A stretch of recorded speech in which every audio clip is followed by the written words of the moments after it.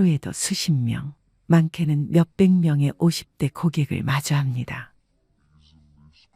그래서 그들의 표정 변화, 손떨림, 한숨의 깊이가 다 데이터처럼 쌓여 있죠. 그가 말했습니다. 예전엔 50대는 돈이 가장 많이 모여 있는 나이였어요. 근데 요즘은 통장 열어보면 100만 원도 없는 분들이 너무 많아요.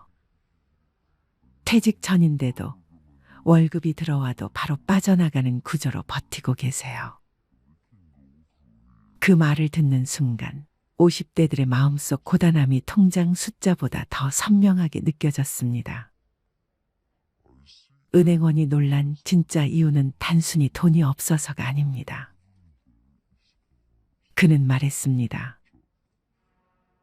잔액이 적은 건 요즘 세상에선 흔한 일이죠. 근데 더 충격적인 건 본인은 돈이 없는 이유를 정확히 알고 있으면서도 바꿀 힘이 없다는 겁니다. 이게 요즘 50대 통장의 진짜 문제예요. 첫째, 부모 부양과 자녀 지원이 동시에 겹친 끼인 세대. 자신의 노후보다 부모의 병원비, 자식의 취업 결혼 육아가 우선입니다. 그러다 보니 자신에게 남는 돈은 없습니다. 둘째, 물가, 금리, 주거비 등 구조적인 환경 변화. 50대는 가장 오래 일했지만 그 어떤 세대보다 지출이 많은 시대를 살고 있습니다. 셋째, 정년이 다가올수록 수입이 줄어드는 구조. 수입은 줄어드는데 지출은 멈추질 않습니다. 그래서 은행원들은 이렇게 말합니다.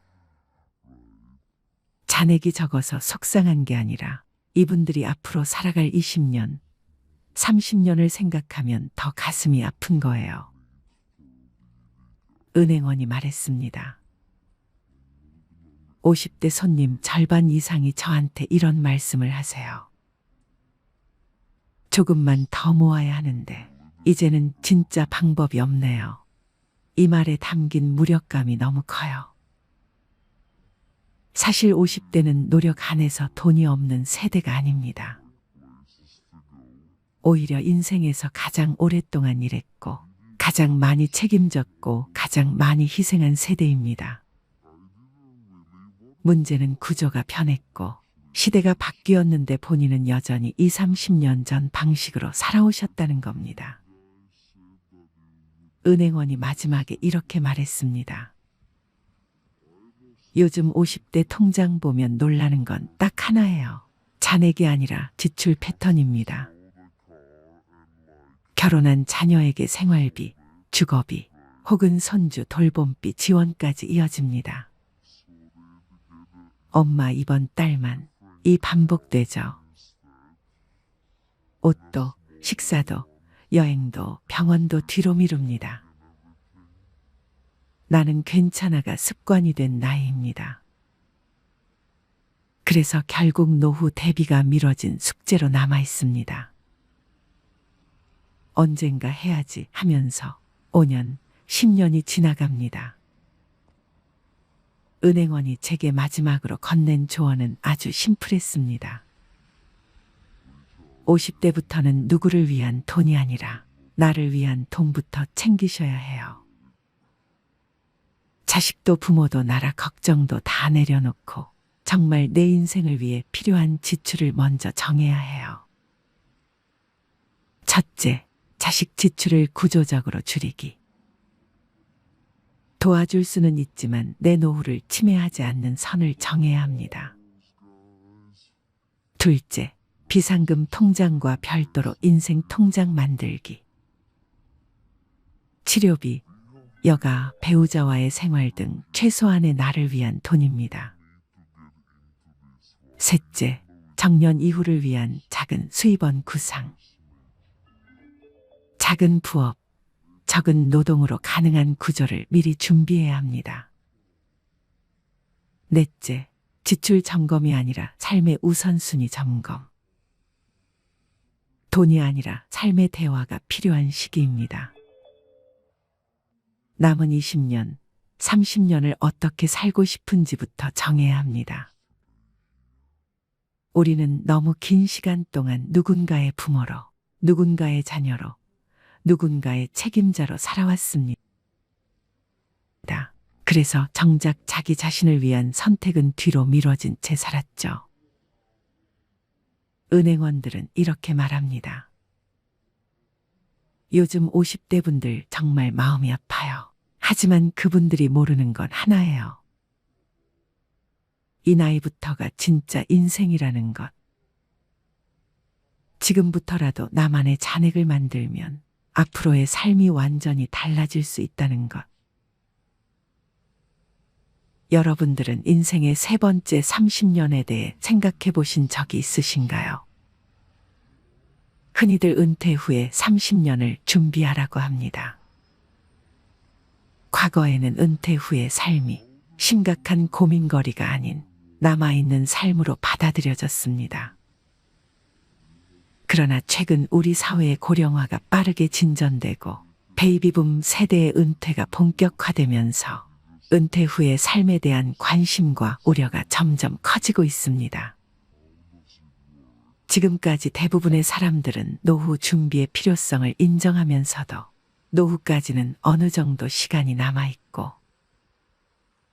또 어떻게든 해결되지 않을까 하는 막연한 생각으로 미래를 준비하는 것에 적극적으로 대응했습니다. 하지만 현실은 어떤가요? 연이은 글로벌 금융위기와 경기 침체 등으로 경제 상황은 녹록지 않고 조기 은퇴, 저금리, 저출산, 평균 수명 연장 등으로 노후에 대한 철저한 준비 없이는 다가올 인생의 후반기가 암담하기만 합니다. 이렇듯 인생 100세 시대는 우리에게 걱정과 두려움으로 다가오지만 얼마나 미리 체계적으로 준비하느냐에 따라 새로운 인생의 전환점이 될 수도 있을 것입니다. 오늘 영상 끝까지 시청해 주시면 여러분의 노후를 설계하는 데 큰 도움이 될 것입니다. 늙어서 돈 때문에 고생하지 않으려면 50대부터 돈 씀씀이에 특히 주의해야 합니다. 노후 전문가들은 자산이 많지 않아도 평소 작은 노력에 따라 노후 생활이 달라질 수 있다고 말합니다. 20, 30대 때 실패하면 벗어날 수 있는 기간이 길어 다시 회복할 수 있습니다. 실패를 거울 삼아 전화위복의 계기가 될 수도 있죠. 그러나 50대가 넘으면 장기적인 수입을 기대할 수 없기 때문에 회복이 거의 불가능합니다. 50대가 지나면 정년 퇴직이 가까워집니다. 안정적인 수입을 기대하는 기간도 짧습니다. 요즘에는 수명이 늘어나 정년 후에도 재고용 제도를 활용하여 일하고 싶다는 사람이 많습니다. 하지만 재고용되어 일한다고 해도 수입은 현저하게 떨어질 것입니다. 50대 이후에는 돈 씀씀이에 실패할 경우 일을 만회할 시간적 금전적 여유가 없습니다. 50대가 되면 직장에서 위치도 가장 정점에 있고 수입도 많습니다. 은퇴를 하면 상당한 퇴직금도 목돈으로 수정에 들어옵니다. 그러나 언제까지 살지, 앞으로 어떤 일이 벌어질지 몰라 불안해하는 게 사람의 심리입니다. 그래서 수중에 있는 돈을 굴리고 싶어집니다. 이때를 조심해야 합니다. 첫 번째는 돈 관리를 전문가에게 그냥 미루는 것입니다. 퇴직한 지 얼마 안 되는 60대 지인 중 퇴직금 등으로 수중에 1억 5천만 원의 자금이 생겼습니다. 처음에는 은행 3곳에 분산 투자에 넣어 두었습니다. 이자가 낮아 자금을 굴려볼까 고민하던 차에 은행 직원이 이율이 높고 6개월 단위로 단기 투자할 수 있는 독일 국채 상품 DLF 투자를 권유했습니다. DLF란 말은 들어보지도 못한 생소한 투자 상품이지만 은행 직원이 하도 안전하고 이율도 높다고 투자를 권유하기에 다른 은행에 넣어둔 자금까지 끌어와 몽땅 투자를 하고 말았습니다. 지인은 걱정이 되어 은행 직원에게 괜찮겠냐고 몇 번이나 물었지만 걱정 마시라, 돈 있는 사람들은 이렇게 돈을 번다고 안심시켰습니다. 상품 설명서에는 원금을 모두 잃을 수 있다는 내용이 있지만 빼곡하게 적힌 설명서를 모두 꼼꼼하게 읽어보는 사람은 거의 없습니다. 은행 직원의 말이니 믿고 투자하는 사람이 대부분입니다. 제 지인은 결국 투자 실패로 원금의 60%를 잃고 불안한 나날을 보내고 있습니다. 해외 금리 연계 DLF 등에 투자한 사람 중에는 이처럼 은행 직원이 전액 손실 가능성을 제대로 설명하지 않았고 적극적으로 투자를 권유했다고 하소연하는 이들이 많습니다. 이러한 생소한 투자 상품에 투자한 사람은 65세 이상 고령층이 45.7%에 달했습니다. 이 자금 상당 부분은 노후 자금인 것이죠. 각 연령대 중에서 자산을 가장 많이 가지고 있는 연령층이 50대, 60대지만 돈에 대한 불안은 가장 큽니다. 노후 생활에 대한 걱정 때문입니다. 그래서 투자에서 돈을 굴리려는 욕망이 강합니다. 문제는 금융회사들도 이들의 심리를 훤히 꿰뚫어 보고 있다는 것입니다. 자금은 많은데 돈에 대한 불안감이 가장 큰 50대, 60대는 금융회사로서는 최고의 타겟입니다. 월스트리트 주식 전문 트레이더 출신이 고객의 요트는 어디 있는가? 라는 금융 전문가들을 비판하며 낸 책이 있습니다. 은행원, 증권사 직원, 자산운용사 직원들이 고객의 돈을 맡아 운용수수료를 높여 인센티브를 받아서 요트를 살 정도로 부자가 되지만 정작 고객들은 돈을 불리지 못하는 현실을 비판하는 말입니다. 금융회사는 수수료로 먹고 삽니다. 저위험 상품은 수수료가 높지 않기 때문에 수수료가 높은 위험 상품을 누군가에게 팔아야 합니다. 이때 가장 좋은 타겟이 5, 60대 투자가입니다. 물론 전문가로부터 자문을 받는 것도 중요하지만 이것도 제대로 된 전문가를 선택해야 합니다. 금융회사 영업맨들이 수수료가 높은 고위험 상품을 팔면서 원금 손실에 대한 위험성을 대충 얼버무립니다. 대신 높은 수익에 대한 기대감만 부풀리는 경우가 대부분입니다. 상품에 대한 지식이 전혀 없는 50대, 60대 투자가들은 섣불리 고위험 상품에 투자했다가 소중한 노후 자금을 잃는 경우가 다반사입니다. 그러니까 50대, 60대가 되면 투자해서 돈을 벌겠다는 생각 자체를 아예 버리는 것이 좋습니다. 정 투자하고 싶으면 자신이 직접 공부해서 전체 자금의 30% 내에서 원금 손실을 감수하고 투자해야 합니다. 내 돈에 대한 책임은 궁극적으로 나에게 있다는 마음가짐으로 믿고 맡길 만한 전문가를 신중히 선택해야 합니다. 돈에 대한 욕심은 결국 화를 부릅니다. 두 번째, 큰 돈보다는 작은 돈에 신경 쓴 것입니다. 퇴직, 은퇴 후 한 푼 더 아껴 쓰려고 더욱더 작은 돈까지 신경 쓰실 겁니다. 대부분 사람들은 콩나물 사려는데 조그만 돈 아끼려 깎고 은행 수수료 절약 등에 신경 쓰면서 정작 큰 돈 지출에는 덜 고심한다고 합니다. 우유를 사는데 이 슈퍼에는 2,500원이고 조금 먼 대형마트는 2,000원이라면 대형마트까지 가서 구입하려고 노력을 하시죠.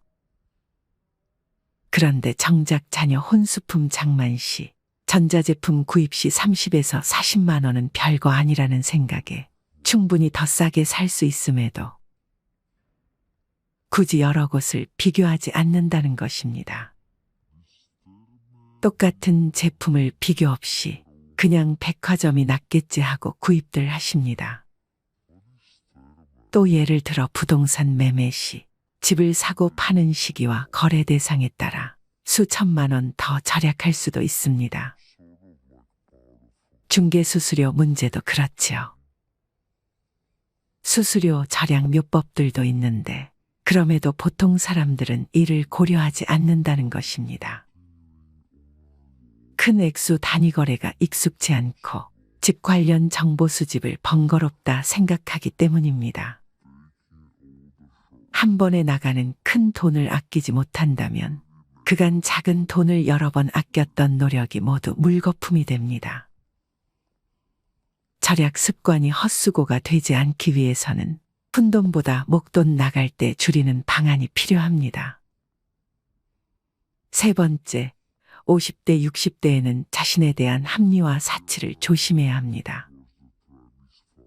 30년 이상 직장 생활을 하다 은퇴를 하면 인생이 허무해집니다. 고생했던 자신을 위로하고 싶은 충동이 생깁니다.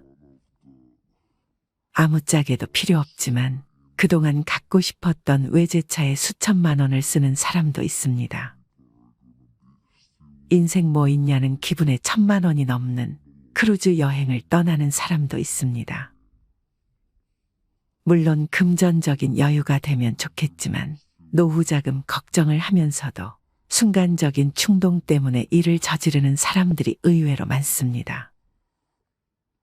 퇴직금을 전제로 한 자산에 대한 사치는 노후 파탄으로 이어진다는 사실을 알아야 합니다. 노후에는 생각지도 못한 지출이 생깁니다. 그중 대부분이 의료비입니다. 평생 의료비의 절반 이상을 70대 이후에 쓰게 됩니다.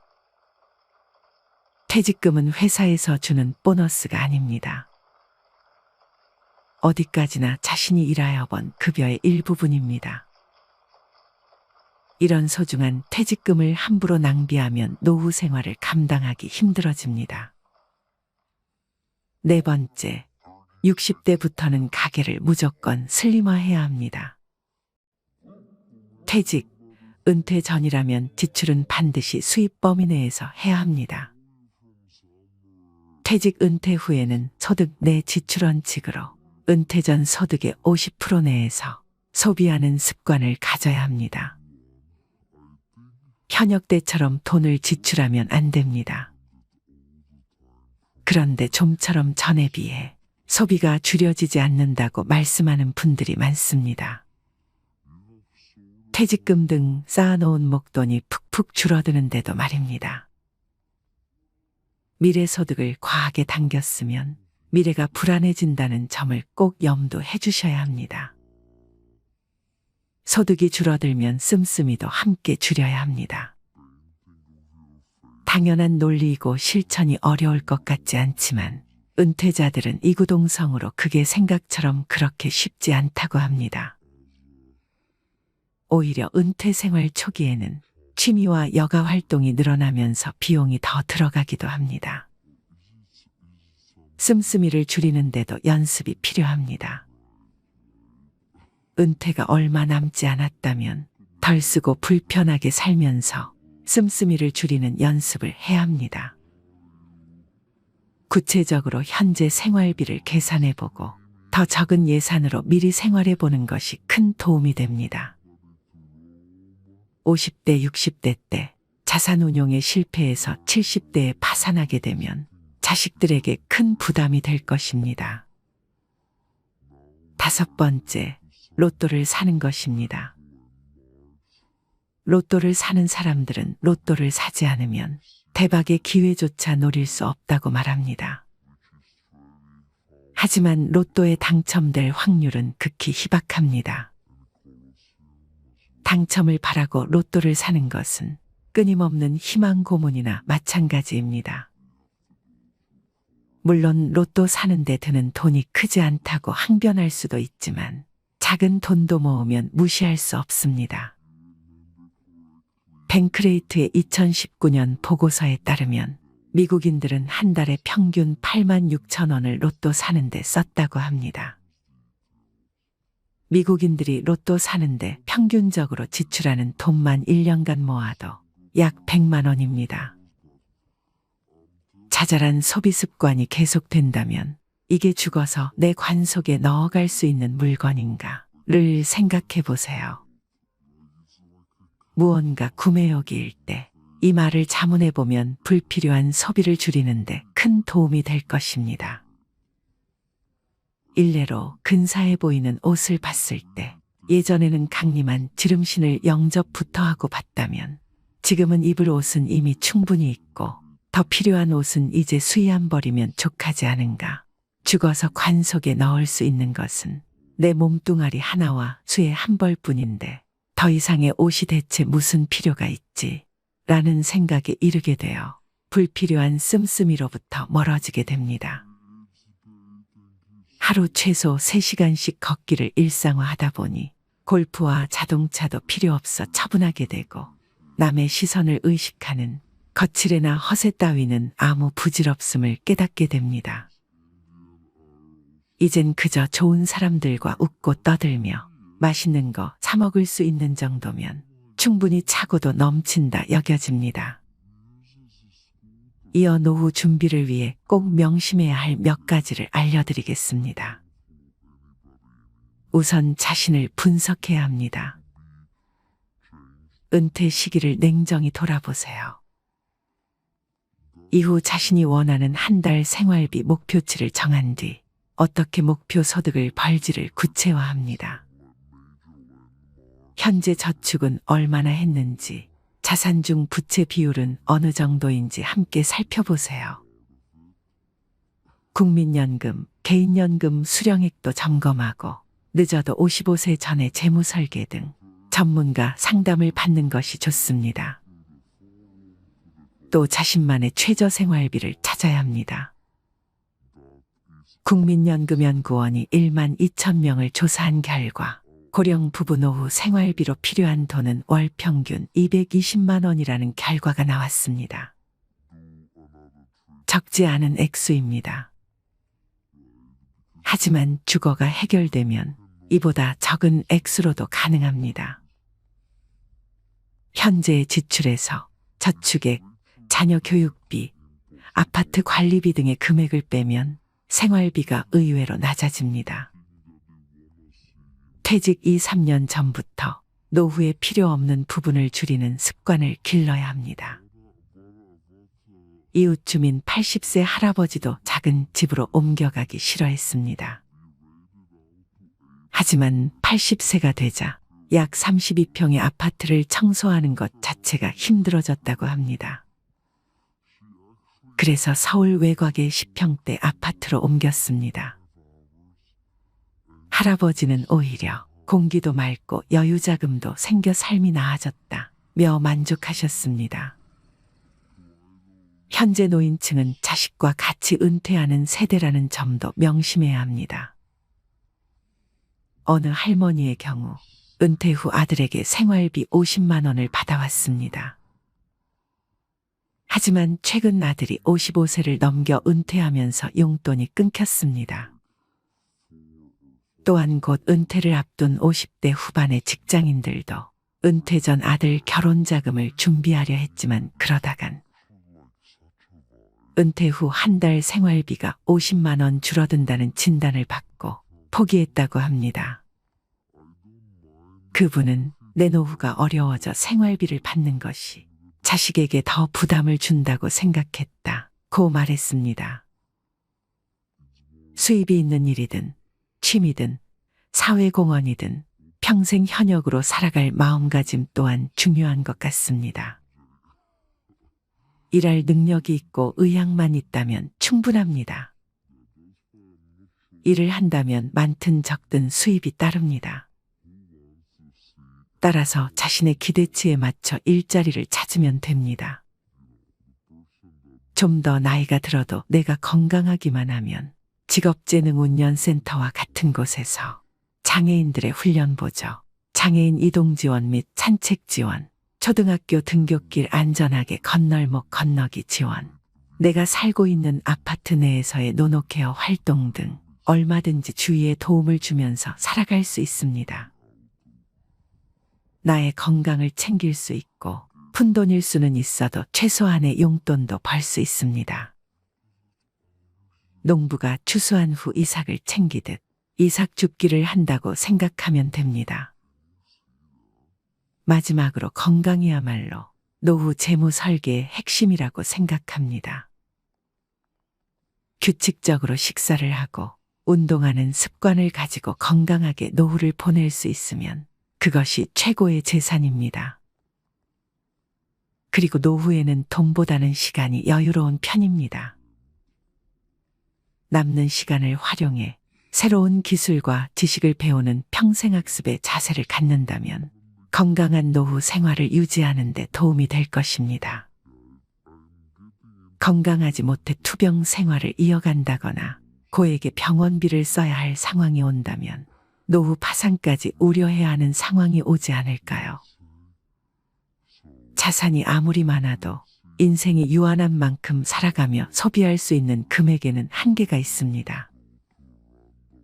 자산이야 많으면 많을수록 좋겠지만 노후 설계 관점에서 보면 필요한 만큼 노후 생활비를 만들 수 있다면 이미 충분히 부자라 할 수 있을 것입니다. 진정한 부여는 내 마음속에 있습니다. 육신보다 정신이, 정신보다 영혼이 부자여야 되는 것입니다. 소크라테스가 말하기를 가장 적은 것으로 만족하는 사람이야말로 가장 큰 부자다 라고 했습니다.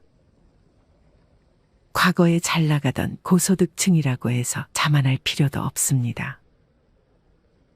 오히려 직장 생활할 때 몸에 밴 씀씀이가 있기 때문에 은퇴 이후 일정 수준 이상 생활을 유지하려는 경향이 강해 자칫 장수에 덫에 걸리기 쉽습니다. 영국의 심리학자가 2002년에 발표한 행복 공식에 따르면 행복도를 높이는 것은 부와 명예가 아니라 가족, 친구, 대인관계, 취미생활, 운동과 휴식 등 일상에 관한 것들이라고 하였습니다. 다시 말해 마음이 준비되지 않으면 돈의 의미도 퇴색될 수밖에 없습니다. 노후 자금 모으기에 급급하다. 어느 날 덜컥 자신의 존재 가치가 사라져버리는 그 상실감은 겪어본 사람만이 알 수 있습니다. 노후 자금 준비도 중요하지만 그보다 먼저 시작해야 할 것은 바로 마음의 준비입니다. 예전에 이어령 박사가 회고했던 내용이 기억납니다. 사회에서의 화려한 출세로 존경은 받았지만 사랑은 받지 못했다고. 노후의 돈에 얽매이기보다는 사랑을 받는 사람으로 기억되고 싶습니다. 이 영상을 통해 노후 설계에 대한 준비를 철저히 함으로써 아름다운 인생의 후반기를 누릴 수 있게 되기를 진심으로 희망합니다. 앞으로 더 좋은 영상으로 찾아뵙겠습니다.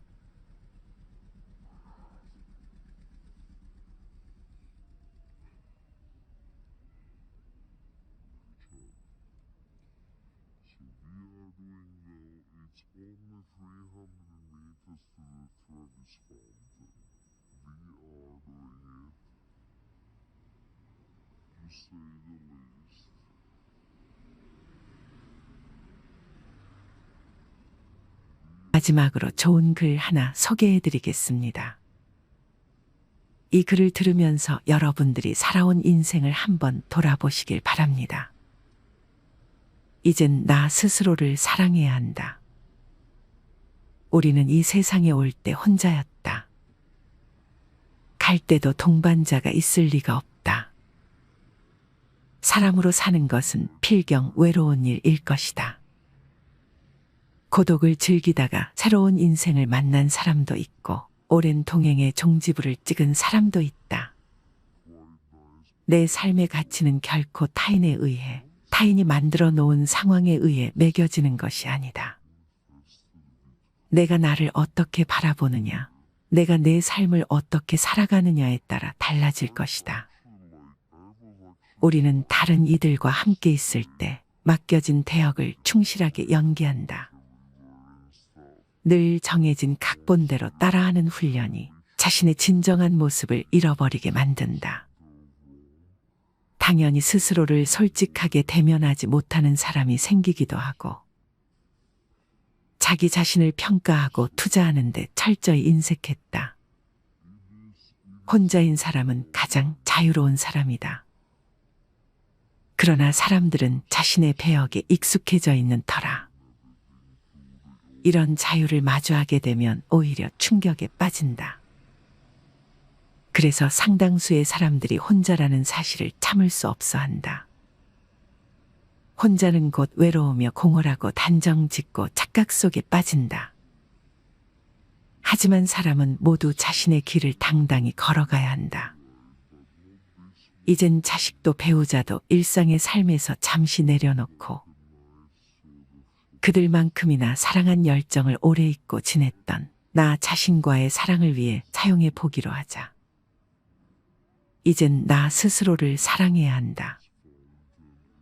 내가 나를 사랑해주지 않으면 누가 날 나만큼 사랑해줄까? 최근에 혼자만의 시간을 누려본 기억이 있는가? 혼자서 여행을 가본 적이 있는가? 스스로 고독한 여행자가 되어보자. 한밤중 덜컹거리며 달리는 기차에 앉아 창밖으로 스쳐 지나가는 불빛을 바라보자. 고독은 생각을 풍성하게 키우고 그 차원을 높여준다. 많은 생각이 부담스러운가? 생각이 많은 것은 좋은 일이다. 그것을 조용히 음미할 때 우리의 영혼은 성장한다. 열심히 가정을 지키면서 살아온 나 자신을 마음껏 칭찬하자. 열심히 일하면서 지나온 내 삶을 한껏 사랑하자. 정성껏 마음 주고 걸음 좋은 내 이웃들을 중심으로 사랑하며 칭찬하자. 이젠 이만하면 쉴 자격 충분하니 더 이상 달려가지 못하더라도 달래고 추스릴 시간을 주자. 수고했다. 애썼다. 육신이 너덜너덜해질 만큼 약해진 나 자신에게 위로와 칭찬과 용기를 보내주자. 욕심부리고 때를 쓰고 푼 나 자신조차 따스하게 보듬으며 이해해주자. 잠시 거울 속에 내 얼굴을 정면으로 쳐다보자. 노화를 느낀 언젠가부터 자세히 보기 싫어진 내 얼굴이지만 오늘은 거울 속에 내 얼굴을 정면으로 뚫어져라 바라보자. 10년 전, 20년 전, 30년 전 사진의 내 얼굴을 생각하며 구석구석 찬찬히 현재의 내 모습을 바라보자. 저렇게 늙어가는구나. 나는 우울하고 안쓰러운 마음이 들 것이다.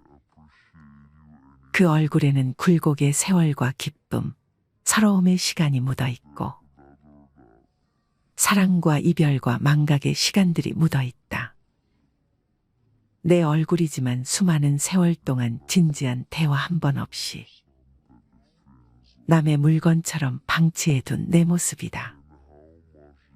언제 이렇게 수많은 주름살이 얼굴을 도배했을까?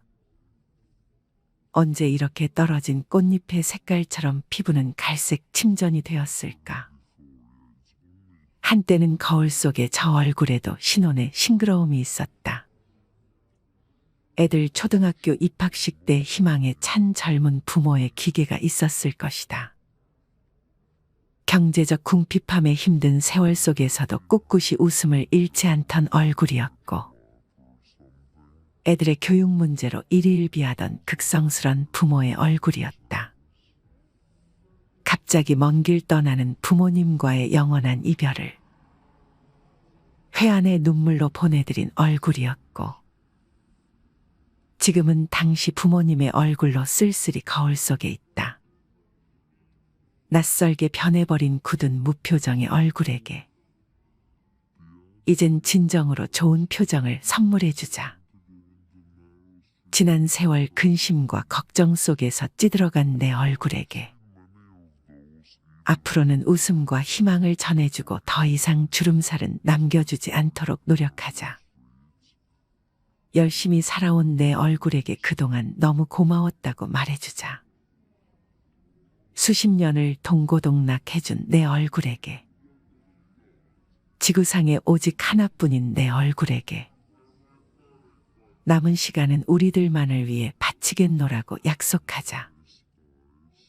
생각은 말이 되고 말은 행동이 되며 행동은 습관이 되고 습관은 삶의 변화를 준다. 어떤 생각을 하느냐에 따라 인생이 달라진다. 내가 나를 사랑하지 않으면 남들 또한 나를 사랑해주지 않을 것이다. 첫 번째, 내가 제일 좋아했던 취미 생활을 시작하자. 두 번째, 내가 진짜 가보고 싶은 여행지로 훌쩍 떠나자. 세 번째, 신발은 지금까지 신었던 가격보다 좀 비싼 걸로 투자하자.